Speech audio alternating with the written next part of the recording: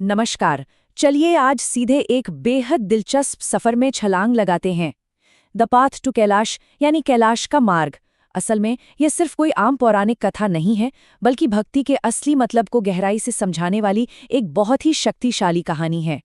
हम एक ऐसी दुनिया में कदम रखने वाले हैं जो पूरी तरह बर्फ से ढकी है और जहां आस्था और करुणा की एक बहुत बड़ी परीक्षा होने वाली है। अब यहाँ एक बहुत ही गहरा सवाल हमारे सामने आता है। क्या ईश्वर की कृपा पाने के लिए सिर्फ शरीर को अत्यधिक कष्ट देना काफी है? ये एक ऐसा सवाल है जिसे मन में रखना बहुत जरूरी है, क्योंकि यही हमारी आज की इस बर्फीली यात्रा का पूरा दार्शनिक आधार तय करता है। अक्सर यही माना जाता है ना कि जितनी कठिन तपस्या होगी, ईश्वर उतने ही जल्दी प्रसन्न होंगे। लेकिन क्या वाकई ऐसा है? चलिए मूल स्रोतों के आधार पर इसे समझने की कोशिश करते हैं। भाग 1, द आर्डुअस क्लाइंब यानी वो बेहद कठिन चढ़ाई। सीधे चलते हैं कैलाश पर्वत की उन जमा देने वाली चोटियों की ओर। कहानी की शुरुआत में ही एक ऐसा दृश्य सामने आता है जहां कड़ाके की ठंड है। एक साधारण सा इंसान है, कपड़े पूरी तरह से फट चुके हैं और नंगे पैरों में बड़े बड़े छाले पड़े हैं। लेकिन फिर भी वो उस जानलेवा ठंड और दुर्गम चढ़ाई का डट कर सामना कर रहा है। बार बार गिरकर दोबारा उठ रहा है और लगातार शिखर की ओर बढ़ता ही जा रहा है। और इस पूरी भीषण रोंगटे खड़े कर देने वाली यात्रा के दौरान उस भक्त के होठों पर सिर्फ एक ही मंत्र गूंज रहा है, ओम नमः शिवाय। ये मंत्र उसकी असीम शारीरिक सहन शक्ति और शिव के प्रति उसके पूर्ण समर्पण को दिखाता है। मतलब दर्द अपनी चरम सीमा पर है, लेकिन उसका सारा का सारा ध्यान सिर्फ और सिर्फ महादेव तक पहुंचने पर लगा हुआ है। लेकिन देखिए, यहाँ एक बहुत ही दिलचस्प विरोधाभास बन जाता है। एक तरफ माता पार्वती हैं, जो उस भक्त की शारीरिक पीड़ा देखकर गहरी करुणा से भर जाती हैं। उनका मानना है कि इतनी भीषण ठंड में अपनी जान जोखिम में डालने वाले इस भक्त को तो महादेव की कृपा मिलनी ही चाहिए। पर दूसरी तरफ महादेव का नजरिया बिल्कुल अलग है। वो मुस्कुराते हैं और कहते हैं कि इस भक्त के भीतर एक गहरा भ्रम छिपा है, जो इसे कभी सफल नहीं होने देगा। और सच कहूं तो यही इस पूरी कथा का सबसे अहम वैचारिक संघर्ष है। भाग 2, द डिवाइन डिस्गाइज यानी महादेव का ईश्वरीय वेश। अब जाहिर है, माता पार्वती को महादेव की ये बात बिल्कुल समझ नहीं आई। उनका हृदय तो उस भक्त के लिए पिघल रहा था, इसलिए उन्होंने जिद की कि उस पर कृपा की जाए। उनकी इस जिद के आगे महादेव मान तो जाते हैं, लेकिन एक शर्त पर। वो कहते हैं कि वो उस भक्त से मिलेंगे जरूर, लेकिन अपनी असली पहचान में नहीं। और बस यहीं से एक बहुत ही रोचक और दिव्य परीक्षा की पूरी रूपरेखा तैयार होती है। तो देखते हैं कि ये दिव्य परीक्षा रची कैसे गई। महादेव ने 3 बहुत सख्त नियम बनाए। पहला, वो दोनों अपनी असली पहचान पूरी तरह छुपाएंगे। दूसरा, वो अत्यंत वृद्ध, बीमार और लाचार इंसानों का रूप धारण करेंगे। और तीसरा, वो उस भक्त के रास्ते में एक बेहद संकरी और खतरनाक पहाड़ी पगडंडी पर जाकर बैठेंगे, जिसके ठीक बगल में एक गहरी खाई है। इस तरह से उस बर्फीले रास्ते पर एक अत्यंत कठिन जाल बिछाया जाता है। भाग 3, द अल्टीमेट टेस्ट यानी अंतिम परीक्षा। जैसे जैसे कथा आगे बढ़ती है, एक जबरदस्त तनाव पैदा होता है। वो भक्त जो पूरी तरह टूट चुका है, लेकिन कैलाश के बिल्कुल करीब पहुंचने की खुशी से भरा है, अचानक उसी खतरनाक रास्ते पर पहुंचता है। और वहां उसका सामना होता है उस दर्द से कराहते हुए बूढ़े जोड़े से, जो असल में साक्षात शिव और पार्वती हैं।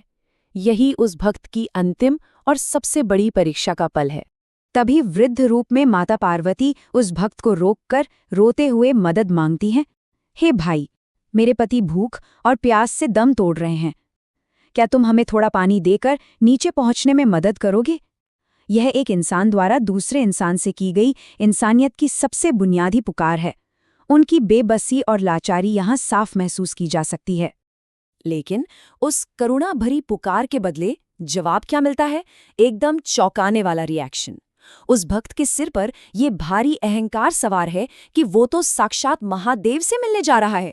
वो झल्लाकर कहता है, बुढ़िया, हट मेरे रास्ते से। मेरे पास तुम जैसे तुच्छ इंसानों के लिए बिल्कुल समय नहीं है। तुम्हारी मदद करने से मेरी तपस्या भंग हो जाएगी। और इतना ही नहीं, वो उस असहाय बूढ़े व्यक्ति को जोर से धक्का भी दे देता है। और इसी एक पल में वो अपनी सबसे बड़ी परीक्षा में पूरी तरह से फेल हो जाता है। भाग 4, द टेरिफाइंग ट्रूथ यानी वो भयानक सत्य। उस बेबस वृद्ध को खाई के किनारे धक्का देकर वो अहंकारी भक्त अत्यधिक उत्साह में भरकर कैलाश के शिखर की ओर अपनी आखिरी दौड़ लगाता है। उसे लगता है कि उसने तो सारी बाधाएं पार कर ली हैं और अब बस महादेव उसके सामने प्रकट होने ही वाले हैं। लेकिन वो जिस वास्तविकता का सामना करने वाला था वो उसकी कल्पना से कोसों दूर थी। शिखर पर पहुंचकर जब वो जीत की खुशी में चिल्लाता है तो वहां सिर्फ एक गहरा सन्नाटा होता है। आखिर कैलाश का शिखर पूरी तरह खाली क्यों था? यहाँ यह सवाल एक बहुत ही गहरा नाटकीय ठहराव लाता है। भक्त हैरान होकर इधर उधर भटकता है और उसे धीरे धीरे ये भयानक एहसास होने लगता है कि वहां कोई नहीं है, वो पूरी तरह से अकेला है। और तभी उसके ठीक पीछे एक अंधा कर देने वाली दिव्य रोशनी चमकती है। जब वो भक्त मुड़ता है तो देखता है कि वही लाचार बूढ़ा इंसान साक्षात महादेव बन चुका है, जिनकी जटाओं से गंगा बह रही है, गले में नाग है और हाथ में त्रिशूल है। और वो बूढ़ी महिला शेर पर सवार साक्षात माता जगदम्बा बन चुकी है। ये नज़ारा देखकर वो डरा हुआ भक्त कांपते हुए घुटनों के बल गिर पड़ता है और उस क्षमा की भीख मांगने लगता है जो शायद उसे कभी न मिले। भाग 5 द सुप्रीम लेसन, सर्वोच्च ज्ञान। अब यहाँ से इस पूरे विश्लेषण का स्वर एक गहरी श्रद्धा में बदल जाता है। महादेव उस कांपते हुए भक्त की ओर देखते हैं, लेकिन उनकी आंखों में कोई गुस्सा नहीं है, बल्कि एक गहरा दुख है, एक करुणा है। यहीं से शुरू होता है वो परम ज्ञान जो इस पूरी कथा का असली सार है और जो ये तय करेगा कि सच्ची भक्ति का अर्थ वास्तव में होता क्या है। महादेव उस भक्त का सारा अहंकार तोड़ते हुए जो कहते हैं वो कमाल है। मूर्ख, जिस शिव को तू पत्थरों और पहाड़ों में ढूंढने आया था वो शिव तो उसी तड़पते हुए वृद्ध के भीतर बैठा था। जो इंसान भूखे को अन्न और प्यासे को पानी नहीं दे सकता उसके लिए कैलाश का रास्ता हमेशा के लिए बंद है। ये न्याय इस बात को पूरी तरह से बदल कर रख देता है कि ईश्वर का असली निवास आखिर है कहाँ। माता पार्वती भी एक बहुत साफ और सख्त चेतावनी देती हैं। वो बताती हैं कि केवल आंखें बंद करके मंत्र जपना पूरी तरह से बेकार है अगर दिल में दूसरों के लिए कोई करुणा ही ना हो।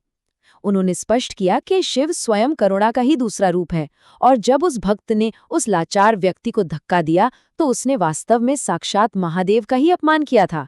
कुल मिलाकर इस पूरी कथा का सार और सच्ची पूजा की परिभाषा बस इतनी सी है। मानव सेवा ही शिव पूजा है।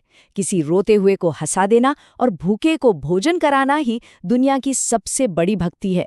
इस परम सत्य को समझकर उस भक्त का सारा अहंकार चूर चूर हो जाता है, उसकी आंखें खुल जाती हैं और वो रोते हुए अपनी बाकी की पूरी जिंदगी दीन दुखियों की सेवा में बिताने की प्रतिज्ञा करता है।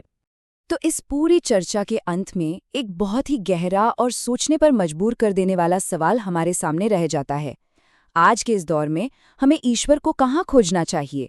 क्या केवल पत्थरों के मंदिरों में, या फिर अपने आसपास मौजूद उन लोगों में जिन्हें वास्तव में हमारी मदद की जरूरत है? ये सच में एक ऐसा विचार है जिस पर गहराई से सोचने की जरूरत है। आज के इस विश्लेषण का हिस्सा बनने के लिए बहुत बहुत धन्यवाद।